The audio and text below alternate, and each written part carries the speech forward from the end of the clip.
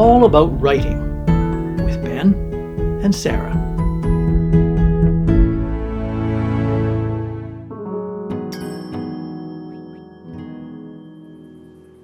Welcome to All About Writing, the podcast that covers everything about the world of writing from the inside out, and sometimes a little extra. And this is one of those. This is episode 11, part 1 of our top 5.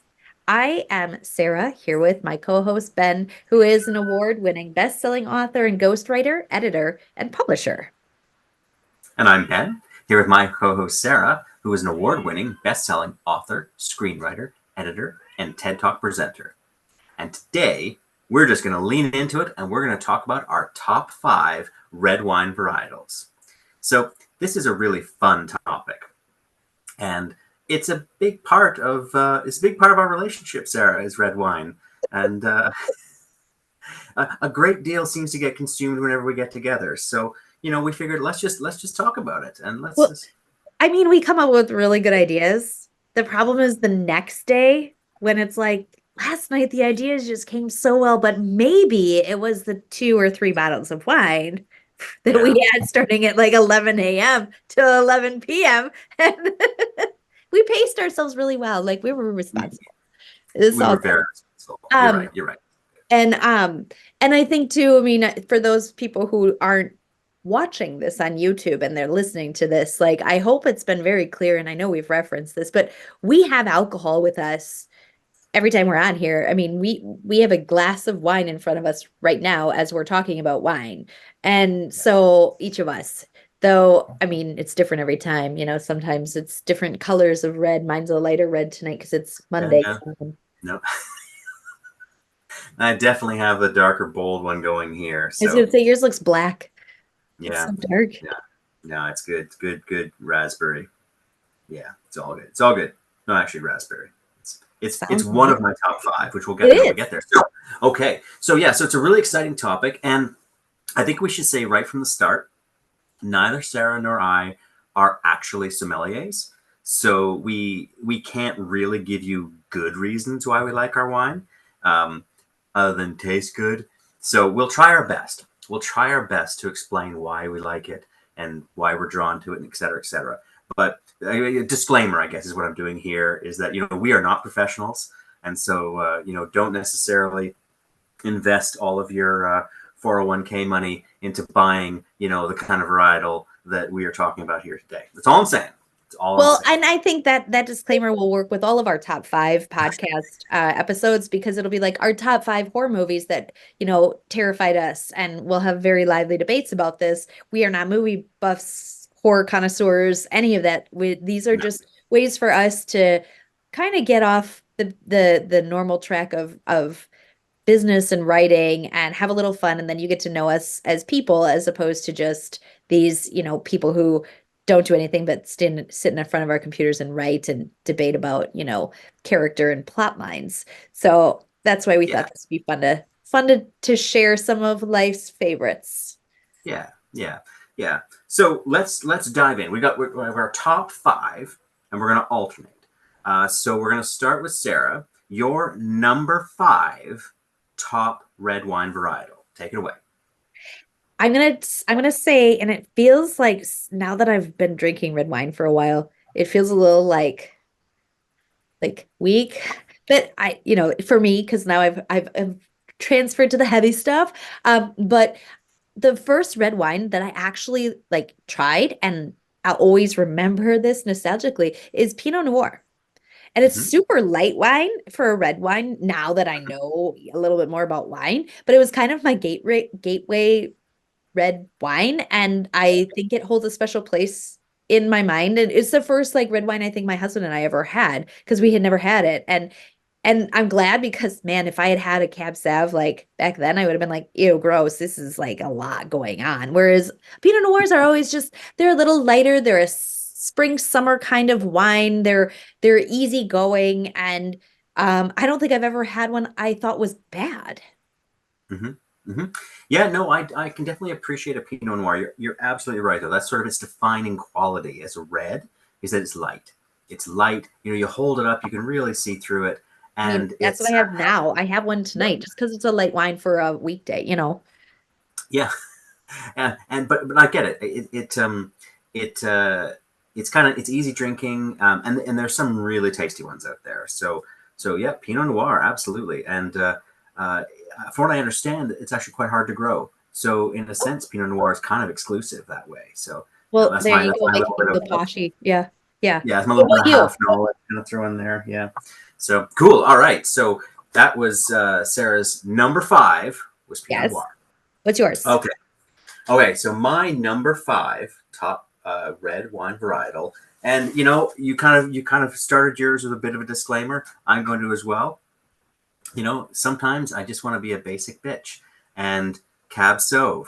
Cab Sauv is my number 5, and everyone will go, oh, whatever, Cab, because it's what you get served at all the restaurants. If they have their house red, it's probably going to be a Cab Sauv. But there's a reason why Cabernet Sauvignon is so widely dispersed, because it is a very drinkable wine. It's kind of inoffensive. It can be the gateway to red, because while a good one will be complex and will be quite meaty, you have a whole variety of them, but it's pretty hard to ruin. So even a Midland Cab Sauv will still probably be drinkable in any given evening. And I think it was also the first red that I really embraced and got on board with red, because when I first started drinking wine, like many people, I started with white because it's just kind of lighter and easier. Um, but then I discovered red. Oh, actually, I quite like this. There's more going on here. This is more interesting. And I distinctly remember sitting at a cafe, or I guess a bar in Tampa, Florida, and I'm pretty sure that I ordered the red, the house red, and the guy showed up with a white. And I didn't want to say to him, "Oh, I didn't order the white. I ordered the red." I wanted to be all classy, and so I said, "Oh, you thought I said Chardonnay? I said Cabernet." So he kind of went and walked away and came back with the red. So I felt so snooty at that point. Like, listen to me throwing around the wine terms. I have no idea if that white was actually a Chardonnay. In fact, I think at that point I thought that white wine was Chardonnay and red wine was Cabernet, and that's just what it was. It was the fancy word for red and white wine. So I think, like you, the Cabernet Sauvignon is what got me into red wine, and it's like an old friend. I can go back to it anytime. It's kind of hard to mess up, and while it won't usually knock my socks off, I'll probably have a nice glass if I got some Cab Sauv. So that's my number 5. So I'm gonna dovetail into this. So my number 4 is the Cab Sauv. And I think it's funny that you call it, when you said the Cab Sauv, I was like, is that a different one than the one that I know? Because I know Cab Sauv, which is such a Wisconsin It's my pronunciation. exotic foreign accent is what it is. Cabernet Sauvignon. Well, So and nobody hears, like, I don't know very many French speakers who are fluent. I know like 0. So we around here, everybody orders the Cabernet Sauvignon. I know it, you're dying.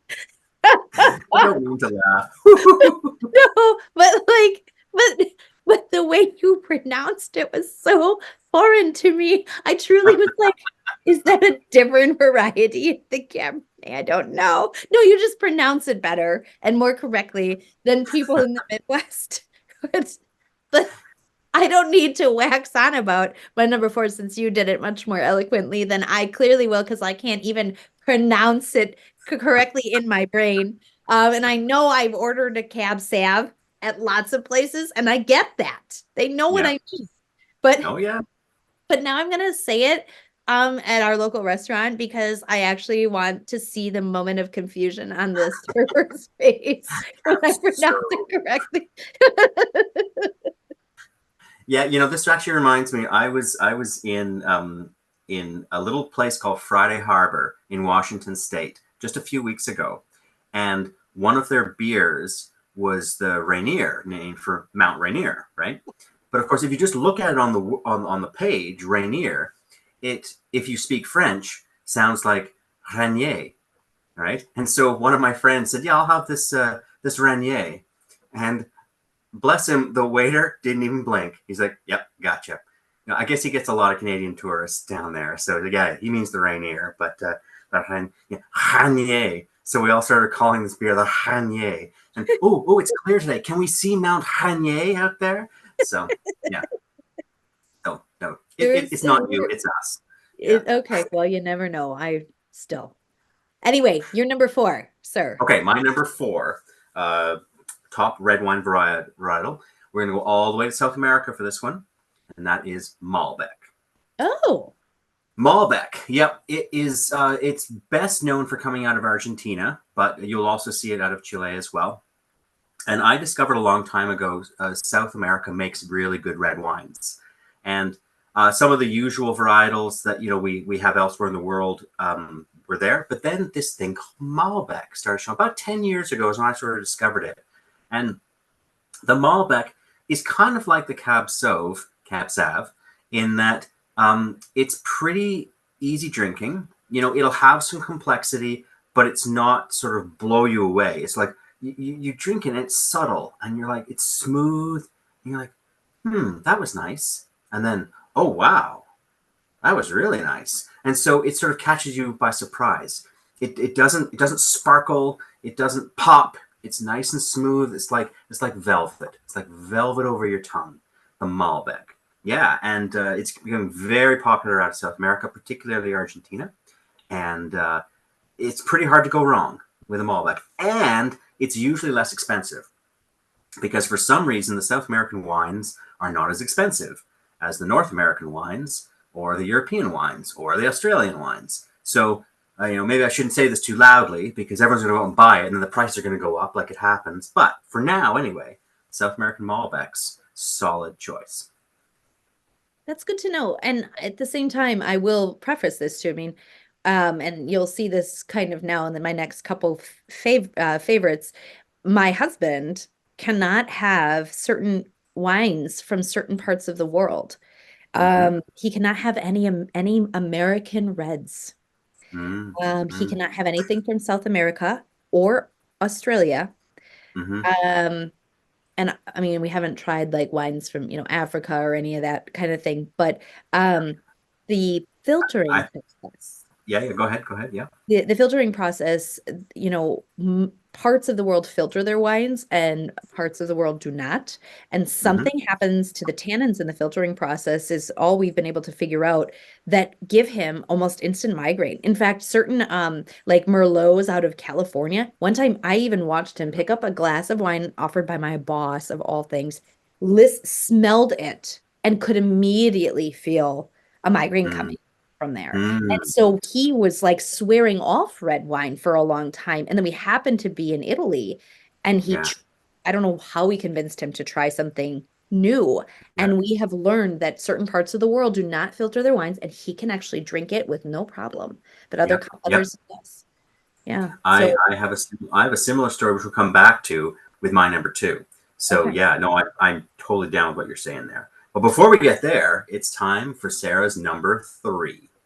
Okay, this is going to make me sound kind of poshy, but it is, and I never know which word to use. I think it depends on where it's grown, but it's the same grape, but it's the Grenache or the Grenache, I think is how you say it. I think of it as a Spanish wine. I know it's grown in California and other parts of the world, but I think it's more well known as a Spanish red. And I like it because it's a little interesting. It usually is a little like there's a little spice with its fruit. Like it's a bright fruit, it's a berry fruit, but the spiciness around it kind of makes it interesting and not as playful. And I like that. And I like that it's a little more unique wine, even though I know it's grown everywhere.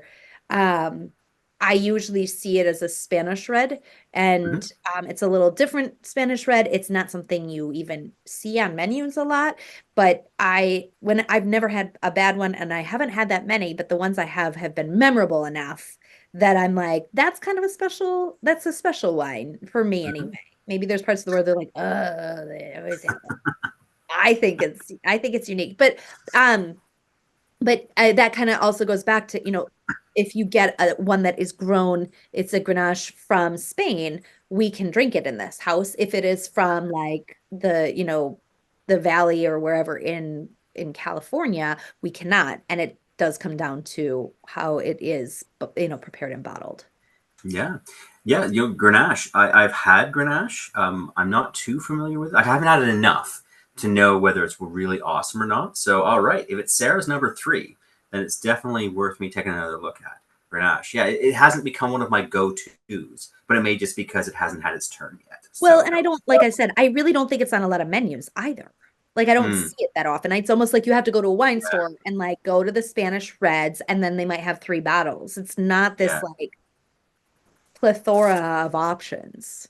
yeah, yeah. No, I you're think right. it's used in a lot of blends because I think it Mm, is like it's grown so many places, but I think as its own bottle, I think it's actually used in more of blends. Like if you start to look at labels sometimes and you see like what blend of red grapes has been used, you might see it there more often than you even just do on the front label of things. right. Yeah, yeah. I think you're right. I think you're right. I've seen quite a lot of blends of it. Yeah. Still though, great pick, Grenache. Thanks. Okay. So my number 3 red wine varietal comes from Italy, and it's Chianti. Now, I know Chianti is quite a well-known varietal, very much connected to Italy, and it's something I've only discovered in recent years. For reasons that I'll explain in a few minutes. Yeah, I also, for a while, was favoring European wines and sort of exploring things. And I've discovered quite a few Chiantis that are very affordable and really, really nice. Just I'd be happy to serve them to guests, but I'm also happy just to sit back with my wife and just, enjoy this bottle of Chianti. It is, it's pretty smooth, but it's always a little spicy, and it just lingers. You have your sip, and it just a minute later you're still just loving that. It really stays with you. I find there's some complexity because it will be different. Like how some wines just hit you as soon as you put it in your mouth, like boom, wow, there it is. There's the taste. The Chianti is not that. It's more subtle, but it just keeps growing and growing and growing. All of a sudden, like a minute later, you're like, whoa, that was awesome. So yeah, there are a lot of Chiantis around. It's pretty common, but I also think that it, uh, it deserves the prominence that it has. It also comes in really cool bottles. I find that the Chianti Oh, bottles, really? Oh, are they yeah, like more of those like bigger, like uh um like in Lady and the Tramp type of? no, they're sort of like they're more round at the bottom. Whereas many wine bottles are kind of just tall. This one is very narrow, and then kind of a big, almost like a gourd. Big, big, fat bottoms is the Chiantis, and often they come in little baskets too, which I don't know. Maybe it's just cheap marketing, but like I said, I'm sometimes pretty basic. So, basket. Oh, I love that. That must be fancy. So, yeah. And I remember once I got duty free in the Navy. We got back from a trip and we got duty free, and I'd ordered the Chianti, and so I got my bottles, and one of the guys looked at me and goes, "Ooh, gonna have some fava beans and a nice Chianti," and so Silence of the Lambs for anyone who didn't get that one, and so it's pretty hard for me to say now Chianti without thinking of fava beans and a nice Chianti. Oh my gosh. Now, doesn't that ruin it or no? No, it just makes me laugh every time. So, yeah. So Oh okay, my so God, that's that's Chianti. awesome. Yeah. Okay, so we're getting to the higher levels now. So Sarah's number 2. Well, so this is where I said like I'm gonna start sounding like a little snobbish now. But part of this is because I like the romanticism of the area. So Mm, I like Loire Valley red wines. And there's they're actually known, the area is mostly known for Sancerres, which is one of my favorite whites, but we're not talking about whites. And it they don't really have like they have a lot of Sauvignon Blanc in that area, but like if I see something that is from the Loire Valley, I'll get it just because. And it's usually a lot of blends. Like they do have Grenache there. They have the Pinot or Cab Sav, all of that they kind of make into blends from the valley. But it's like it's part of the Anjou reason. It's where they still speak Occitan. Mm-hmm. And that is one of those like lost. It's not a dead language, but it's a lost language. It's the language of the troubadours, and it's like impossible to learn unless you live there and have heard it growing up. And it's this weird combination of French and Spanish and Italian and some German and a little bit of Hebrew and Nordic, like and you'll even find Celtic like words. Like if you know enough about languages as a whole, and then you come into Occitan, you're just like, wow, like it's like the soup of the kitchen sink of languages because of where they pull their words from. And so for me, that part of the world, and that they've kept this language alive that makes no sense. Like Catalan in Spain is more well known as a kind of a, microcosmic language. Occitan is like kind of that for Gallic, for French, but it's more than that, and it's way little known. And so I'll occasionally run across a wine that's from there and I'll grab it. And I never could tell you if like the wine itself is fantastic, Mm. but I think um, I'm so connected to the story of where it was grown and where it's from, and it's a part of the world I'll probably never get to because like there's nothing. It's like little footpaths, I mean, Mm. it's just its own. It's where the Huguenots went and hid. It's kind of this lost part of the world, and so I think I like embody all of that romanticism into any wine from there. And I feel like anything I've ever drank from the Loire Valley, I'm always just like, it's amazing because it's from there and it's probably Mhm. magical. This being a show with two writers in it, I'm not at all surprised that we're sort of going to the romanticism of something. You know, reality, meh. What's the romanticism of it? No, I get it. I totally get it. And I mean, let's face it. France makes a lot of great wine. Like if you're in France and you just sit down at any cafe and their local table wine, it's probably going to be fantastic. I my last business trip to France, I brought home two bottles. They were called Trois Tomates, which means three tomatoes. That was the name of the wine, Three Tomatoes. But because it's French, Trois Tomates, it sounds so much cooler. And again, it was just some typical wine. Like I think my local agent maybe even just gifted it to me. Like it was just whatever. Oh, cool. All right. Brought it home. Emma and I opened it up. Just wow. Just complex and smooth and bold at the same time. So I have no idea what varietal Trois Tomates was. It probably wasn't. It was probably just grown in that one place. That one square mile is the only place that is ever made, and it's amazing. So yeah, so to just pick a region of France, that's not a bad thing to do at all. So yeah, no, I hear you. That's good. Cool. Now for my number two, I'm actually going to go in the exact opposite direction and go with one of the biggest varietals in the world. And it has two names, actually. It's so big. It can be called either Shiraz or Syrah. And in Europe, if it's European, it's usually a Syrah. If it's North American or Australian, it's usually a Shiraz.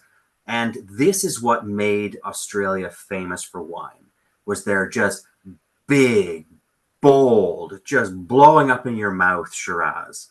It is one of the boldest of the varietals. If you really like red, then you're probably going to want a nice Shiraz or Syrah at one point or another because they're just so great. That's what I'm drinking tonight, by the way. Oh, I've got a nice Australian Shiraz I was right gonna here. ask what country. You said it. Okay. Yeah, and it is like every sip. Just excuse me for a moment. Just a party in my mouth. It's awesome. So I have liked Shiraz and Syrah for a long time. It definitely was my go-to. But then, like you were talking about, John, your husband, in 2020, um, 2020 was a crappy enough year for all of us anyway, right? Lockdowns and uncertainty and everything. And I'm not going to lie, I may have consumed a bit more wine than I normally do in any given year. If we were to look at my, alcohol intake year on year, when I was 18 and 19, it might have been high, and then it came down, and then 2020, up it went again like that. I remember. I think everybody did that. Everybody. Oh yeah, I even posted a picture on Facebook once, just saying how, I went to the wine store today and decided to just go big. And there's this photo of 2 boxes of wine that I got there. I'm like, who am I kidding anyway, right? So let's just go with it. Anyway, so I may or may not have drunk more wine than normal in 2020. And then at the time, I was the pastor of a church, and I had a wedding that I had to do on the Saturday morning or the Saturday afternoon. Well, on the Friday, Emma and I just treated ourselves to one of our favorite Canadian reds, and red, and so had some of this, and then all of a sudden I'm starting to just nose is running, eyes are watering, throat is closing up, like really bad cold or worse, right? Because again, this is 2020, right? So it could have been COVID. So I had to call the bride on the morning of her wedding and say, I'm not sure I can make it to marry you because I might have COVID. Like, I don't know. What do you want me to do? This is one of the periods where we were not in lockdown. So people were allowed to get together with restrictions, but everybody was so careful. And, I realized as the pastor, my whole job is to not cause stress for the bride. And yet here I am telling her, yeah, we're going to just have to cancel the whole thing. Sorry, I can't make it. So she and her fiance discussed it and said, no, we want you here. So we'll just take some precautions. We want you here. All right. So I thought, okay, it's just a cold. I'll drug myself up. I'll wear a mask for everything except for the actual ceremony itself, where we got distancing and on we went. Got through the service and then went home. Right. I just said, okay, I was going to stay for the reception, but I'm just not going to risk anybody. I'm going home. So, but then within about 24 hours, it passed. It's kind of weird. You don't usually get over colds that fast. About 6 weeks later, we opened a bottle of the same bottle of wine that we'd had that day. Same thing. Just cold, like reaction coming down, like eyes watering. Allergic. You were allergic. Yeah. So I think my comment at the time was, yeah. So I've developed an allergy to red wine. 2020 can go F itself at this point. So I was pretty choked. I put that out on social media, just saying how I seem to develop this allergy to red wine. Lots of comments back from my friends about how just take an antihistamine or, just push through it, man. Nobody suggested I stop drinking red wine. That option was not on the table. So we're finding solutions for you here, Ben. That's what we're doing. So after some research, I discovered that, yeah, like your husband, I was affected by wines from different parts of the world. And for me, we think it's actually the sulfites. European, South African, and South American wineries have very low sulfites. North American and Australian have high sulfites, which really sucks because North American and Australian Shirazes are the best. So I basically had to stop drinking them unless, like tonight, I want to take an antihistamine and just, but you know what? That first sip is perfect for washing down the antihistamine and I'm good. So because I had to stop drinking Shiraz, I began to explore the miracle that is Syrah, which of course is, the same grape, just called different, but it's from Europe and from South Africa and from South America. So I've had a lot of fun over the last couple of years exploring French Syrahs. And I can confidently say it's still number 2 on my list. So, well, there you go. And I can once again dovetail your number 2 into my number 1. And by just connecting the dots of European wines, because my top favorite, and this is something that was the wine that part of it, I think, is it was the wine that we discovered was another option for John besides French, or I'm sorry, besides Italian reds were French reds. And I actually don't even remember how we discovered this wine because we didn't drink it in Europe. We discovered it at, I think, a fancy restaurant sometime, in our early 20s.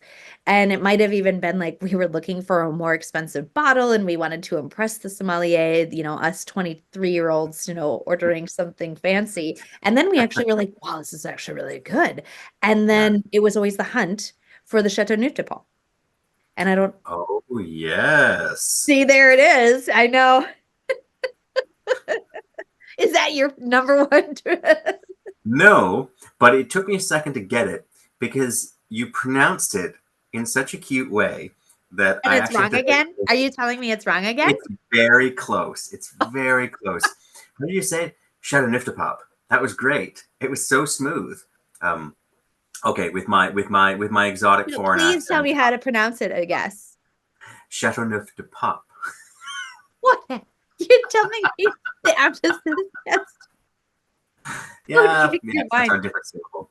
Chateauneuf-de-Pape. Got it. I'm with you. Chateauneuf-de-Pape. I'm on board. Yes, Yeah, and you then I'm sure know, the history of that area and why it is called Chateau Neuf de Pop. And I I don't actually. Oh, No, you please. don't? No, Oh, tell me. um, there was a time in not the medieval times, but I believe it was Renaissance or somewhere in there. I feel like it was I should know this. I used to know the year, but that was In the time days of yore, in days of in days of yore. yore, yes. Where Rome, the popes left Rome Hmm.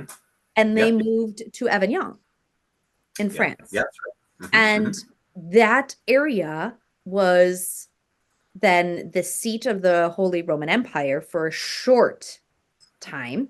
And Yep. they had a castle in Avignon and they ruled from there. And it was not very long, but it was long enough to create this big hubbub and to do about the popes are no longer in Italy, they're no longer in Rome, they're in Avignon. And they moved to an area that was well known for its wines, very good wines. And they I think even invested in some of the wines as a business will. But As a they pope when they does. Sure. moved back, when they, and it kind of created a bit of a schism, not long lasting or something quite that, divided the Catholic Church from the Orthodox Church, but it made enough of an impression that to this day that area is known. It is still called Chateauneuf de Pop, and the wines, there's specific wines within the region of, and but there are certain places, depending on where the grapes are grown, the bottles, um, if they are actual from the Chateauneuf de Pop area, the bottles will have the glass themselves will have like the coat of arms for Yes. that part. Yeah. And if you see a bottle that says Chateauneuf de Pop and it's maybe on the label or printed, but it's not on the actual physical, like it's not part of the glass, like Yeah. blown for the bottle. Yeah. Yeah. It is Yeah. not from the exact area. It might Right. be, surrounding grapes, or maybe some grapes are from Chateauneuf de Pop, but not there. And so it's a very exclusive thing. And I love the history of the story of how it became and the fact that it's still continued on and it's still kind of remembered. The grapes are still grown there. They still have this kind of, you know, mystique around them. And to be honest, they're probably some of the best wines I've ever had. And, it's always a hunt for, can we find it for 40 or 60 bucks, or do we have to pay 140? And, Yeah. so it is an expensive wine, but there are times I'll be at Trader Joe's and I can find them for reasonable. Or we used to find them up in kind of Door County, Wisconsin, which is known for, being kind of a backwater in a way, and now it's become more and more a wine and distillery place. But for a while, we would walk into the little local grocery store and be like, "Holy crap! It's $39.99 for a Chateauneuf pop. Like, you know, we would be all excited and we buy a couple of bottles because we knew that we would be we'd be drinking fantastic wine, and it was Yeah. worth a higher price point. And it's still Yeah, I mean, that's our like go-to. I mean, I was going to say that's an expensive wine, but if you can find it for like $40, that's actually worth it, because I agree. That's a fabulous wine. And I just have to say, again, being the exotic foreigner on this call, the fact that you can buy alcohol at your corner store, that's really charming. I love that. You know, we have dedicated liquor stores here, and there's rules and everything. You can't just go to the grocery store and buy wine here. You know, It's you can separate. like the gas stations here have full sections of booze. Yes, actually, I do recall once. Yeah, Emma coming back from a little trip across the border to Bellingham, Washington, and she stopped at the gas station and got like $3 bottles of wine, and she had to declare them as she came back over. And the customs officer says, you got any alcohol? Yeah, I got these $3 bottles of wine. He's kind of like, yeah, just get out of here. Just I'm not even going to deign that with a response. Just get out of here. From the gas station, no less. Yeah. From the gas station. Every gas station has booze. Man. God bless America. That's awesome. All right. So Number one, let's send us off. Yeah, my number one is a wine that we discovered when we were living in a city that we actually don't like very much, and the varietal is Cab Franc. So I've never actually heard it called Cabernet Franc. I've just heard it called Cab Franc. So it's not a terribly common wine. They do make it here in British Columbia. Our Okanagan Valley, by the way. If you've never had Canadian wine, have it from the Okanagan. Brilliant stuff to rival the Australians. Great to We're particularly good at red. Yeah, because it's very dry, very hot, just perfect summers for growing the red wines. But Cab Franc. Yeah, it is basically, if you like Shiraz, then just take everything that's good about Shiraz and put it up another notch. And that's Cab Franc. It is that much more meaty, that much more sparkly, that much more smooth, that much more complex. Like it's just everything. It's so good. We've found quite a few now, like from all over the world, Cab Francs, and we're never disappointed. It's just a big, complex, full wine. Like you gotta like your reds to like a Cab Franc. It's certainly like, we started with Pinot Noir. This ain't no Pinot Noir, I'll tell you. This is Pinot Noir that's been through the coffee filter a few times. Like it's good, strong stuff. And this when we first really started drinking it, we were actually living in a place. I won't name the town because you never know. We might have people listening who live there. But Emma and I were not happy living there. We didn't like it. I had a very stressful job. We were having trouble making friends. And we had a toddler and a newborn. So, it was kind of a tough time in life. And we discovered this Cab Franc at the local liquor store. And it was just amazing. And it was only like $20. So like really quite affordable. And oh yeah, we'd pick up 2 every time we go by. And, it was great. And it helped get us through the 2 years that we lived in that place. And one thing I noticed, we drank a lot of Cab Franc, but also we started buying lottery tickets when we lived there. We've never bought lottery tickets before. We've never bought them since. But it really, we talked on another show about where you find inspiration, right? As an author, I began to understand why people do what they do in this sense, because we were very unhappy. We felt like we had no way out. So what did we do? Alcohol and lottery tickets, because we were trying to find an escape from this miserable life that we were in, which is kind of a sad story, but thankfully we escaped. And thankfully we brought Cab Franc with us. We left the lottery tickets behind, but the Cab Franc, it's such a good wine. And I have strangely fond memories of it because it was one of the only sources of light in an otherwise dark time for us. And don't get me wrong, like I'm not making light of this, in that Emma and I didn't overdrink. We weren't. It's not like we were hammered every night, not at all. But it was just one of those things that we really enjoyed. We really looked forward to have a nice Cab Franc. And so nowadays, it is actually a little more expensive. The one that we always drank there is from BC. It was $20. It's $30 now.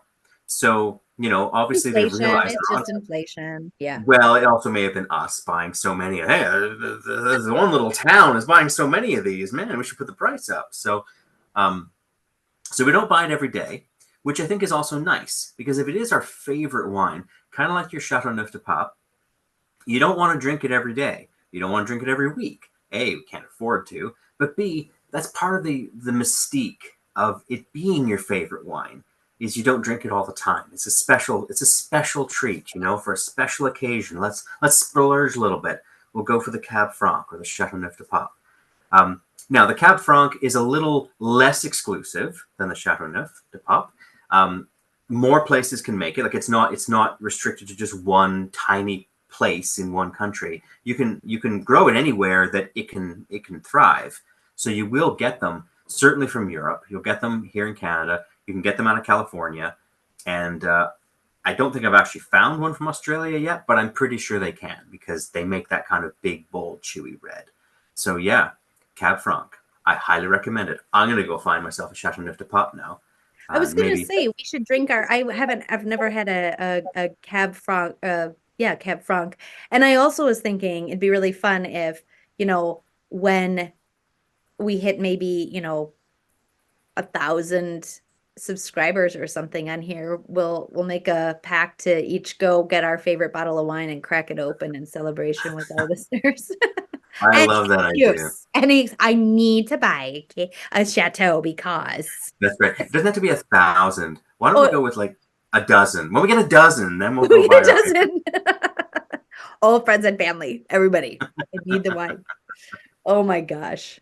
That's awesome. Well, that's awesome.